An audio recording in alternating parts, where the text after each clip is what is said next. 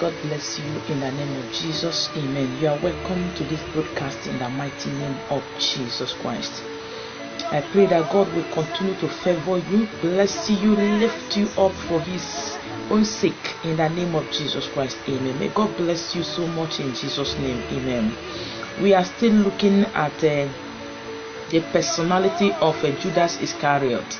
And today, by the grace of God, we'll be talking about the office of Judas Iscariot.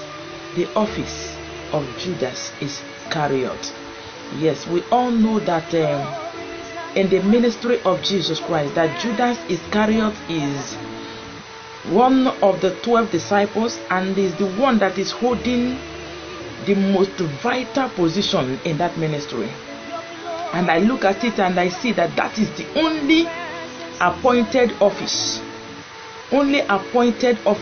of that ministry. We didn't hear about the secretary, we didn't hear about PRO, we didn't hear about any other offices apart from the office of the treasury of the ministry. And that goes to Judas Iscariot. I look at Judas Iscariot. Who is he? Is it a bad man, so to say? Because nobody can look at a man that has a questionable character or a questionable record and give that person that kind of position in anything that the person is doing. So I look at the personality of Judas Iscariot before Jesus was able to give him that post, as the man is not a bad man. He is not a bad man, yes, so to say. Looking at him, you will see somebody who is good, who is accountable, and the rest of them. So I look at him that before Jesus will be able to hand over a very vital position like that of a treasury, Jesus must have looked at him very well and know that he is capable and he is able. Yes, because the office of a treasury is not something that you can be able to give to anybody. Even in the seat of governance, even in our social gatherings, meetings, age grade, hospital, church, village meeting, market, anywhere, you can't give the office of a treasury to any man. You can't even give it to a common man. You can't give it to a man who do not have a good record of finances. You can't give that kind of position to a man who is managing life. You can't. You must look at the quality of the person's life. You must look at the quality of the business of the person before you can be able to hand over such vital position to the person.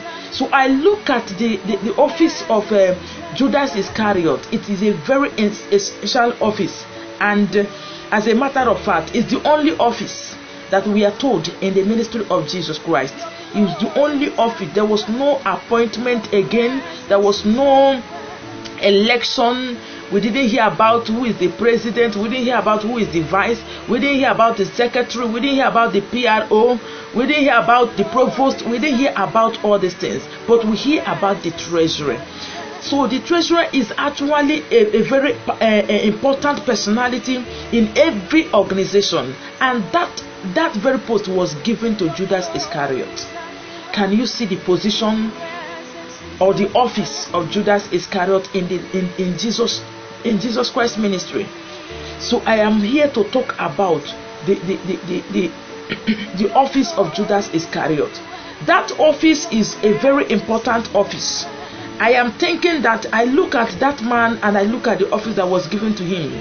I said, this man is a very important man as far as the ministry of Jesus Christ is concerned. And I look at Jesus. Jesus does not do mistakes. He is a perfect man. He doesn't make mistake. He must have looked at the quality of this man. He must have looked at the characters of this man and decided to give him that post. Are you getting what I'm saying? He must have looked at the man and before he decided to give him that post. There is something I observe, that in the life of Judas Iscariot, you can equally say that that man is a smart man. Because anybody that is not smart, you cannot give the person the office of a treasurer, because a treasurer should be able to be calculative. A treasurer should be accountable. a treasurer should always be on alert. So I look at this man and I say that Jesus must have looked at this man, that this man is very, very calculative. This man has all these qualities of a treasurer before Jesus will be able to hand over one and only vital post in his ministry to this man. The Bible said that even in those money that they are gathering for the ministry, he is still feeding in the he will put hand in the treasury and pick some money, and he has been doing it for 3.5 years, and he was not caught. I don't know whether they are getting it. He's a smart man. He's a very smart guy. Are you hearing what I'm saying? I'm looking at the importance of the office of Judas to the commission of Jesus Christ, or to the ministry of Jesus Christ. Because I look at Jesus, that Jesus is a man that can never make mistake.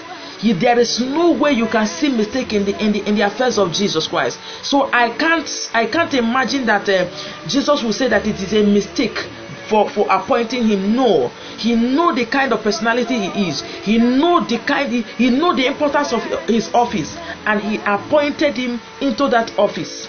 I think I'm talking. He appointed him into that office. Yes, before any man can call somebody and say, "Be my treasurer, be this, be handed the handed money in my office, in my church, in my ministry, in the government, in the village meeting, in the market meeting." My dear, you must have looked at the person and look at the reputation of that person. Look at the financial status of that person and know whether the person is capable of handling that office, because it's a very vital office. I look at some places where they are having some issues in the congregation or in the gathering.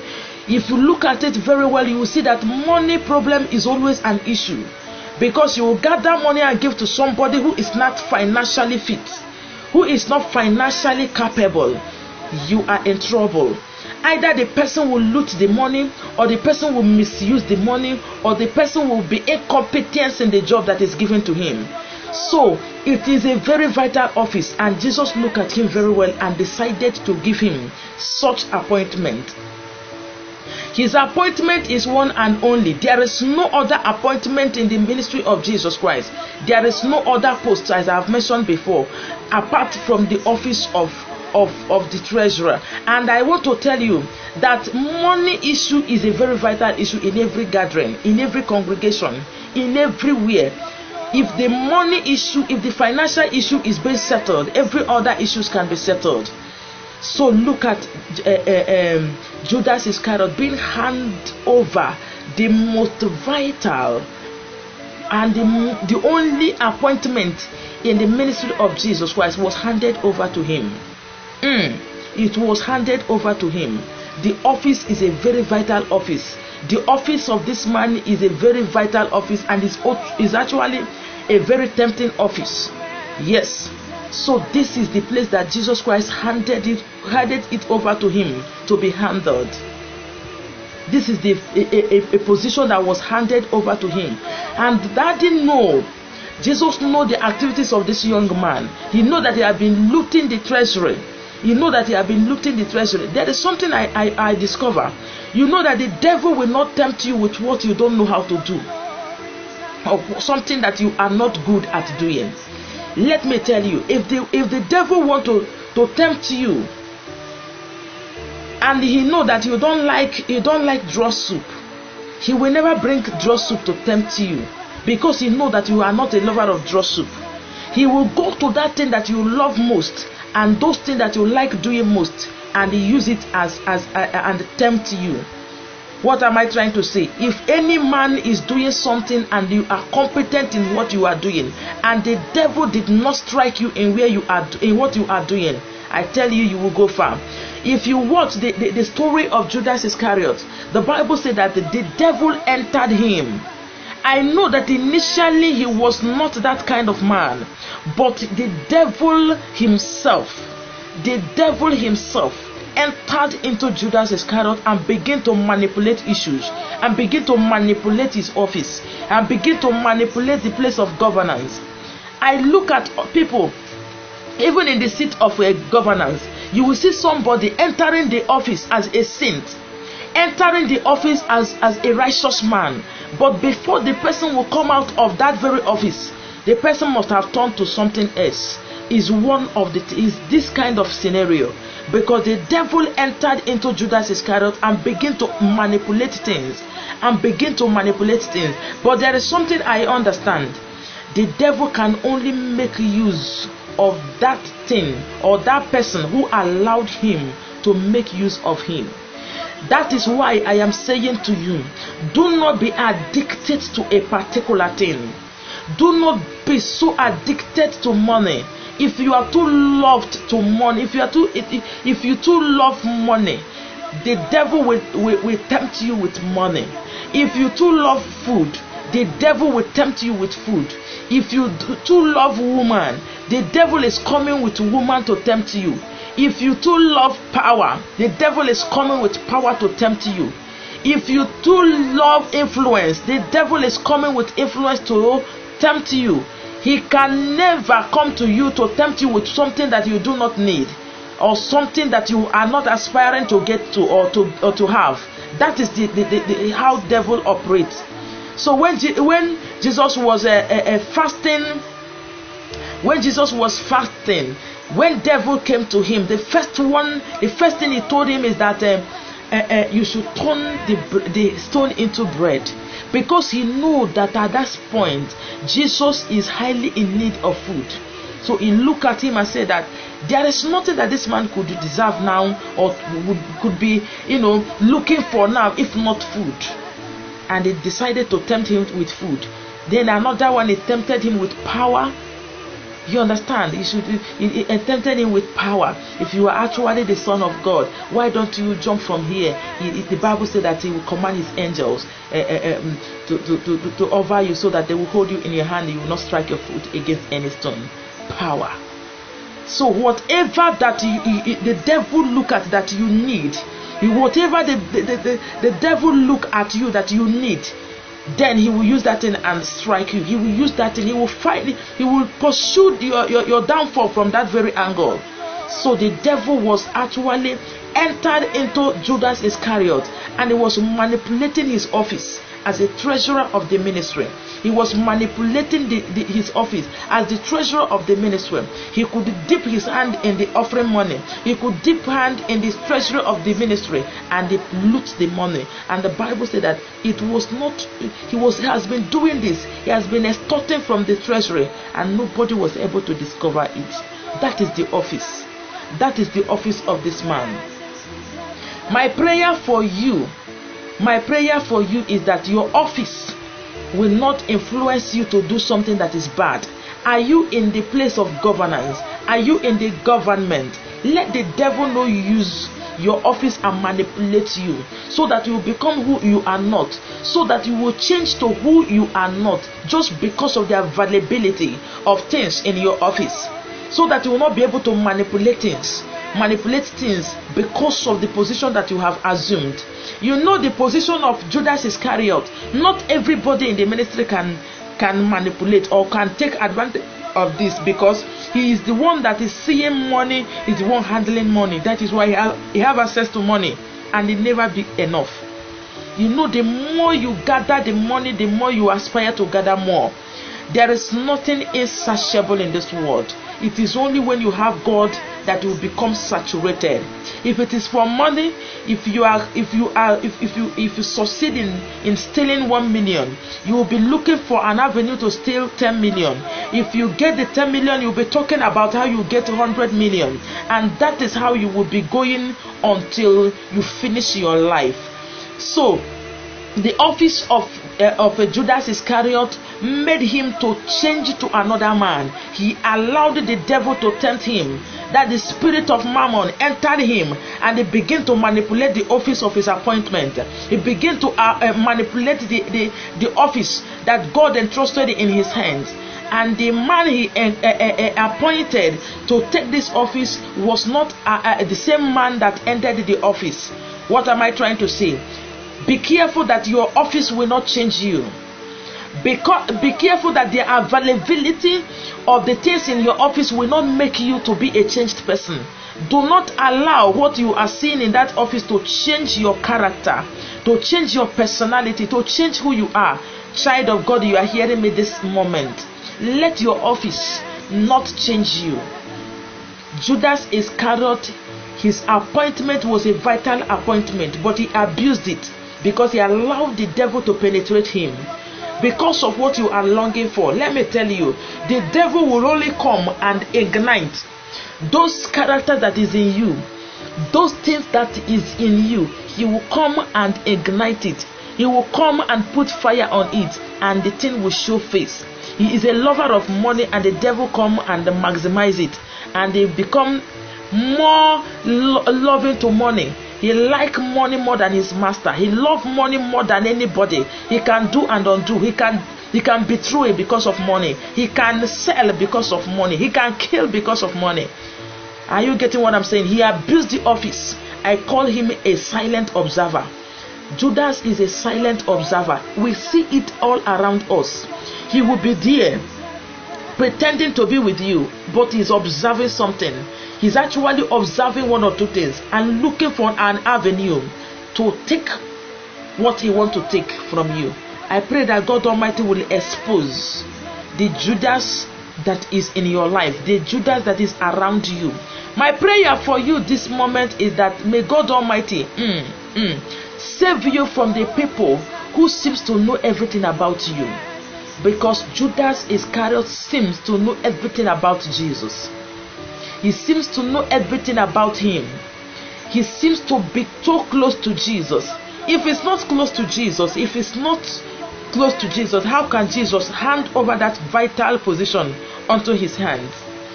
I don't know whether you are getting it. May God Almighty save you from those who know better, who know plenty things about you, who know you better, who are too familiar with you, who knows you very well, who can tell the story about you, who knows you very well. May God deliver you from them, because Judas is everywhere. Judas, I said, can be your driver. Judas can be your cook. Judas can be your friend. Judas can be your girlfriend. It can be your boyfriend. Judas can be your sister. It can be your brother. It can be your steward in the office. It can be your secretary. It can be your driver. It can be everybody. It can be anybody. May God deliver you from those people who are very, very important to you. Some people that you cannot do without. There are some people you cannot do without. May God deliver you from their hands, so that they will not be the Judas of your own time. Yes, I pray that no Judas will take your life, because you are not the Messiah. Messiah is born to die. You are not born to die. You are born to live. Yes, you are born to live. You don't supposed to die, because your master have died. You will not die again. Yes. So, child of God, may God save you from those people who know much about you, who seems to know everything about you, who knows everything about you, who can tell your story very well, who can tell the word about you, who can tell the word about you. May God deliver you from those people who do not celebrate you when others are celebrating you, who do not clap for you when you are winning. May God Almighty deliver you from all those people who seems they are not happy even though they are together with you. May God deliver you from all of them. And I pray that the office you are occupying right now, let that office not change your personality. Do not allow the devil to penetrate you because of your office. Whatever your eyes is on, whatever you are glaring at, whatever your eyes is steady at, the devil will use it to manipulate you if you don't take your time. Do not allow the devil to enter. Do not allow the devil to penetrate you. Do not allow the devil to manipulate you and manipulate your office of your assignment. In the place you are working, in the church you are working, are you a member of the committee? Do not allow the devil to manipulate your office. Are you a treasury of a church? Do not allow the devil to manipulate your office. Are you an accountant of your church? Do not allow the devil to manipulate your office. Whatever you are you a driver to your boss? Are you a driver to your boss? Do not allow the devil to manipulate your office. We have heard of the drivers who handed their boss to the hand of the kidnappers and the rest of them. Let me tell you, a blood money is a blood money. A blood money can never be good for anything. I will be telling you about the lesson from Judas Iscariot in the next episode by the grace of God, because we have a lot of lesson to learn from. You know, when you are following somebody, you're supposed to understand, where did this person end? If the person end well, then you follow the person's footstep. But if the person did not end well, there is no need of following that person's footstep. So I would want you to be cautious of Judas Iscariot. Do not be a Judas, and be cautious of the Judas around you. May God bless you. The next episode we'll be talking about the lesson from Judas Iscariot. May God bless you. May God keep you. Keep on doing good in this life. I believe in Jesus Christ. Hope you do. God bless you. Amen.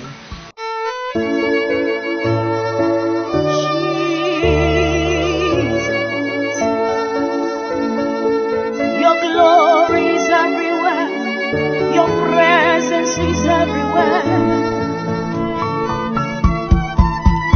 When I praise you in my closet, your glory fills the air. Jesus. When I praise